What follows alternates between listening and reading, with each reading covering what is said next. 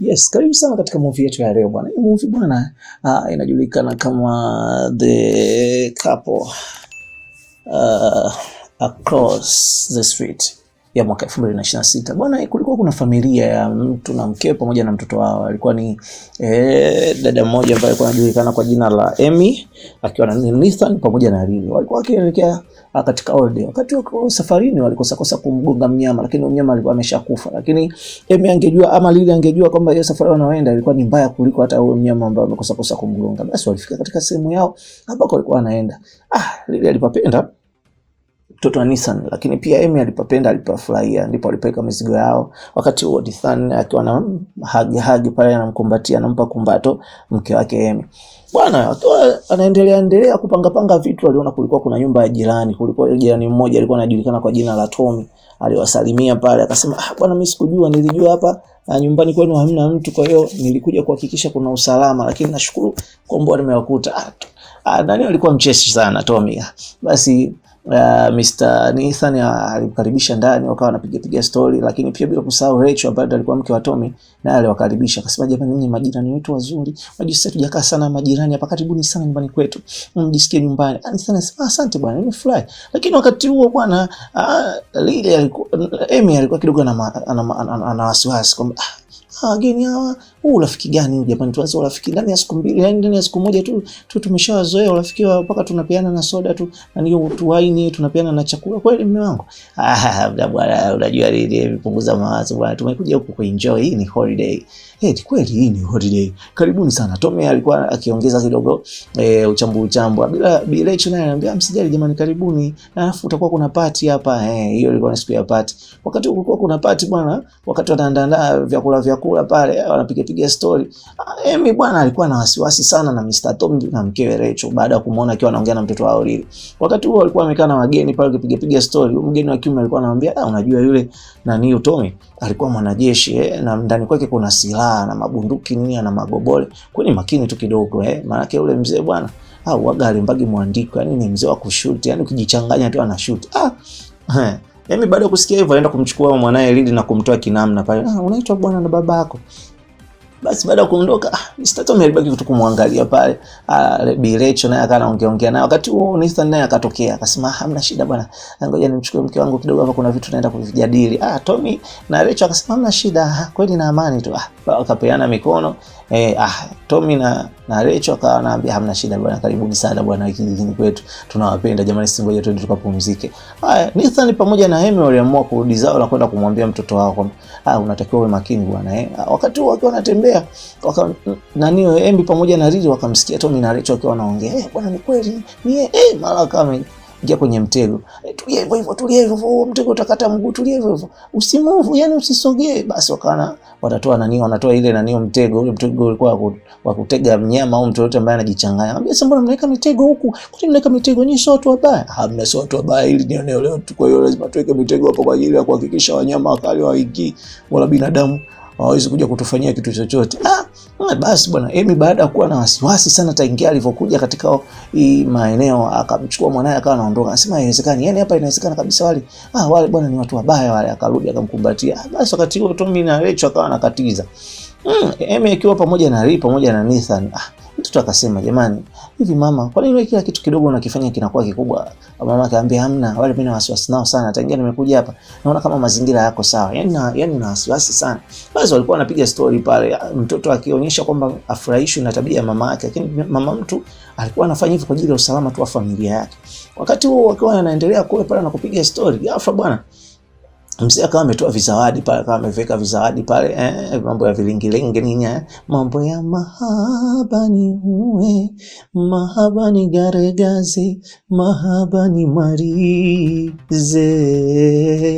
Wakati huo kulikuwa kuna mwanga wa gari ulikuwa umekatiza nje, na hapo kwenye simu zao wakapokea message kwamba kuna jambazi ametoroka, na huyo jambazi anaonekana ni hatari sana. Kwa hiyo wawe makini, wasifungue milango, wasimfungulie mtu yote, kwa sababu jambazi ametoroka na yuko katika karibia na maeneo yao. Hivyo Amy baada ya kusikia hivyo alimwambia Nathan, bwana, itakuwa ni vizuri hapa tukiondoka, inabidi tuwashe gari hapa tuondoke, hatuwezi tukakata kwa mazingira, bora turudi kwetu kuliko kuja kukaa huko kwenye holiday. Basi wakawa wanafanya mpango wa kuchukua vilago vyao pale, wafunge safari waondoke. Wakati huo wakiwa wanaendelea kuangalia nje, huku Nisani akiwa anamuongea na mwanae Lili, ndipo walipopakia vilago vyao na wakana. Sasa wakati wamefika barabarani wakakuta bwana kuna polisi wakabia, sasa sikiliza niwaambie, sasa hivi hamwezi mkaenda popote kwa ajili ya usalama wenu.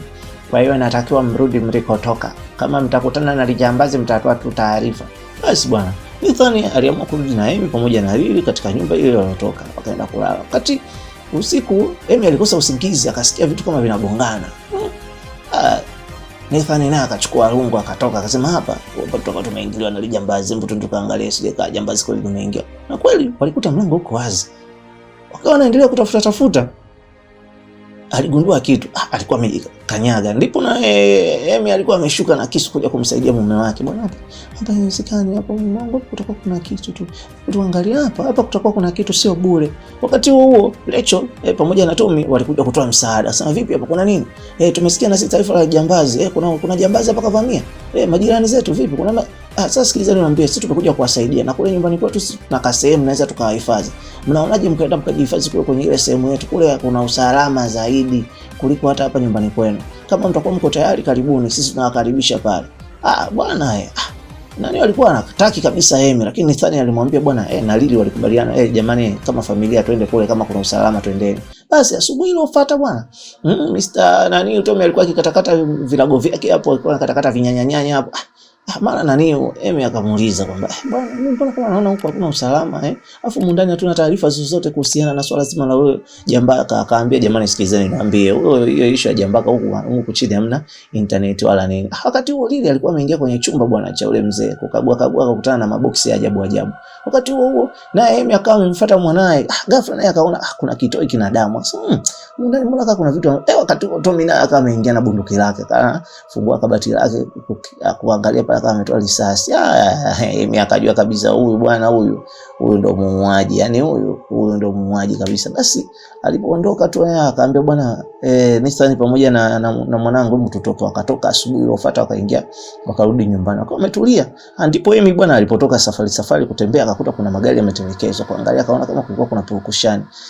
Akasema hapa sio bure, akaenda kwenye nyumba. Kufika kule akakuta mara akapigwa kuja kushtuka hivi, kumbe ni Tommy ndo alikuwa amemshikilia. Akamwambia bwana ili jambazi linaonekana bado liko maeneo ya hapa aliko mbali. Wewe kama vipi mnatakiwa mrudi kule. Na ndio maana mimi niliwaambia msitoke. Hamna usalama huko nje. Kwani makini.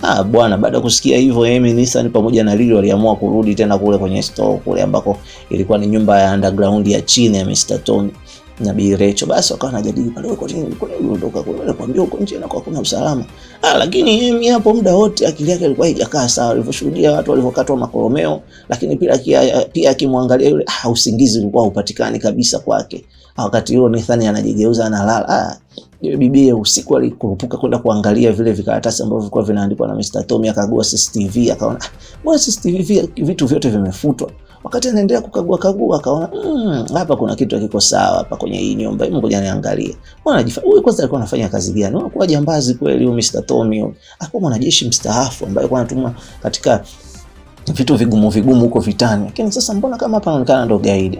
Wakati anaendelea kukagua bwana, Mr. Tommy yuko around bwana, alikuwa anakuja. Basi akarudisha haraka akajificha pale. Wakati anatoka huyu akakutana naye bwana. Kutana naye, sorry nilikuwa tu na nani nakosa usingizi kwa kana zunguka afu nikakuta huko ndani kwako au jazima hata kwa nikasema labda uko huku nikuangalie, lakini samahani. Tom alihisi kama kuna kitu hakiko sawa. Akamwambia bwana yeye kwa na amani. Akaanza kumuuliza maswali pale. Wewe ulikuwa katika kozi ipi? Ulikuwa katika kipengele gani? Wewe ulikuwa jambazi kweli? Ulikuwa unaua wenzako wewe? Kama na mashaka na wewe. Tommy alijitetea akamwambia bwana mimi sikuwa katika kipengele chochote cha kuua wenzangu. Actually mimi nilikuwa si watu ambao hawana hatia. Mimi nilikuwa napambana kwa ajili ya kuhakikisha usalama wa nchi na usalama wa wenzangu. Basi sawa. Wakati huo Emi bwana asizidi kumpanda, anagombana na mume, anambia hapa inabidi tuondoke kwa sababu kwa jinsi ilivyo inaonekana kabisa mundani hamna usalama. Na mimi na wasiwasi sana na Tommy na huyu Rachel, atakuwa kuna vitu wanajua. Na inawezekana kabisa wao kawa ndo magaidi, akawa anaongea pale wanaongea, anakuambia sikiza mkononi mume wangu, nakuomba niamini hata kwa mara moja tu tuondoke mundani. Yaani mimi mundani basi baada kuna mume wake muamini, basi akaendelea akaona hapa ngoja nikamwambie Lili mwanangu. Unajua mimi mwanangu, ni hapa nivutie. Ngoja hapa mimi nyumbani. Hebu tuondoke basi twende hata nyumbani. Kwa sababu mimi naona hapa, yani mimi hata sipaelewi. Yani hapa naona watu wanakufa kufa. Basi wakawa wanaendelea kupiga story. Walipanga mchezo bwana, akasema hapa inabidi tufanye mchezo mmoja ili tuwavuruge akili na sisi tuweze kutoroka. Basi kweli trick yao ilifanikiwa, wakafanya vile walivyofanya, wakachukua vilago vyao, wakachukua funguo ya gari, wakatoka. Wakati huo bwana Lecho akiwa hana hili wala lile. Listani pamoja na mkewe Emi wamefanikiwa kufanya kile ambacho wanataka kukifanya. Sema hapa inabidi tuondoke. Mume wangu, yeye tuondoke ndani kufanya. Basi nani Emi alipotoka kana kagua mazingira vizuri. Bahati mbaya akakutana na Tom. Akakutana na mke wake na Tom Birecho. Vipi mbona una wasiwasi? Ambia mimi sina wasiwasi. Kuna kitu tu nilikuwa nataka nifanye, kuna kitu nilikuwa nataka nikwambie, lakini okay sio mbaya. Mimi naona umetuweka hapa vizuri, lakini kama naweza kuendelea kuwa hapa. Wakati huo anapiga mahesabu hapa ni lazima tuondoke hapa. Huyo nani akawa ameshtukia tu. Basi yeye bwana alikuwa anapambana kweli kweli. Mr. Tommy alipotoka bwana hapa kuna kitu hakiko sawa. Basi nani yeye kama kawaida akaingia kule akachukua nani risasi akaweka risasi vizuri. Wakati huo kama wameshapakia vitu vyao wanaondoka. Sasa wakati wakiwa wanaondoka akamkuta Tom na Nathan walikuwa wanaongea. Sasa Nathan alikuwa anamchokoza Tom, anamwambia wewe ni mwanajeshi, umeua sana watu, wewe hujaua watu, umeua sana watu wema wewe. Nashangaa hapa unasema umeua nani majambazi. Kama anamchanganya. Basi wakawa nani bwana Emi akawa ameshika risasi amewanyoshia Tommy pamoja na Rachel. Akamwambia sasa sikilizeni, mimi ni wauaji wakubwa sana. Sasa kwa taarifa yenu, mimi sidhani kama naweza kuendelea kuwa hapa. Lakini kwa sababu nyinyi mmesababisha vifo vya watu wengi, inabidi tuondoke. Wakati huo bwana kuna mtu akaja akamvamia bwana ilikuwa ni Birecho yule. Birecho akati amemvamia ghafla nani akawa amechukua bunduki. Nathan ana bunduki, Tommy ana bunduki pamoja na Rachel ana bunduki. Ndipo hapo bwana Tommy akaamua kuweka risasi chini na kuanza kuongea ukweli kwamba sasa nikwambie unajua wewe mwanaume uko naye ni jambazi, tena ni jambazi mmoja mbaya sana. Tena huyu ndo aliua watu wote, na mimi hapa nilikuwa natoa CCTV, natoa kila kitu kule ili mradi yeye akienda kuangalia sija akakuta. Na mimi hapa nimewaweka huko ndani makusudi kwa kuwaongopea kwamba huko nje kuna jambazi, lakini huko nje bwana huyo jambazi kwenye taarifa tushasikia ameshakamatwa. Jambazi ambaye alikuwa naye ni huyu mumeo. Huyu mumeo Nathan, huyo ndo jambazi mbaya sana. Yeye ndo kawaua watu wote unaowajua na usiowajua. Amini kwamba ninachokwambia, hata hivyo vieleni hivyo vinini vyote alivyokuletea hivyo ni vya wizi, kaviiba hivyo yani nakwambia kweli mwanangu, mimi sina haja ya kukudanganya. Nakwambia mwanangu, mimi sikiliza, mimi sio jambazi, unasikia? Hapana, huyu ni jambazi, nitakushuti. Eti Nathan, kweli ni jambazi? Mume wangu, hebu nijibu, ni kweli mume wangu kweli ni jambazi? Nijibu. Anachongea mzee na nini Tommy ni kweli? Mbia sikiliza, hawa waongo tu, na kwa sababu wewe unataka kuwasikiliza hawa, cha msingi mimi hapa nachoona cha kufanya ni bora tu nimchukue mwanangu Lili tuondoke, kwa sababu naona hata na wewe sikuelewi. Wazee hawa yani ningeweza kuwashuti, ila kwa sababu tu naona hana akili na sitaki kesi zingine, mimi naona tu bora tu ni nani hapa nimchukue mwanangu tuondoke. Haya Lili basi. Mimi alipambana pale, alijisikia uchungu baada ya kugundua kumbe yani mtu alikuwa anamfikiria kwamba ndo mbaya, sio mbaya bali mbaya alikuwa ni nani? Alikuwa ni bwana yake. Ndipo Mr. Tom alipomuonyesha njia ya uchochoro akampita hivi, kweli akaanza, alipotoka tu nje bwana akaanza kufyatua. Wakati huo Nathan akawa anapambana kujificha, akakimbia. Baada ya kukimbia Nathan mimi alifanikiwa kumtoa Lili na kumwambia nenda kwa Tommy na Rachel kule. Akaingia vitani bwana mume pamoja na mkewe. Wakati wanaendelea kupambana hali ilikuwa ni mbaya sana, kwa sababu haya mambo yalikuwa sio yake. Kwa hiyo akawa ameingia kule polini akisema huyu haiwezekani, huyu siwezi kuwa na mwanaume muuaji, mimi lazima nimmalize. Wakati anachukazunguka kumtafuta bwana alidondoka kama amedondosha bastola. Kumbe bwana nani alikuwa nyuma mara kama amemvaga, akamwambia sasa wewe mwanamke ambaye mimi nimekuzalisha unataka kushindana na mimi? Wewe ni mke wangu wewe, umbavu, na lazima nikumalize. Yaani wewe lazima nikumalize afu nimfuate mwanangu Lili. Akakumbuka kulikuwa kuna mtego, akampeleka kwenye ule mtego. Bwana Nathan alikuwa na ujanja, alikuwa amekaa matika kwenye ule mtego. Ndipo Emi aliporudi kwa mwanae Lili na kumchukua. Wakati huo maskari walikuja, Mrs. Tommy pamoja na Mr. Tommy na wenyewe walikuja pale kwa wamekumbatia wangu, msimani mbona nisamehe sana sikuwa kuingiza kwenye matatizo ya tukujua. Mr. Tommy akamwambia bwana usijali, mimi nilikuwa mwanajeshi kwa nilikuwa najua mbinu zote.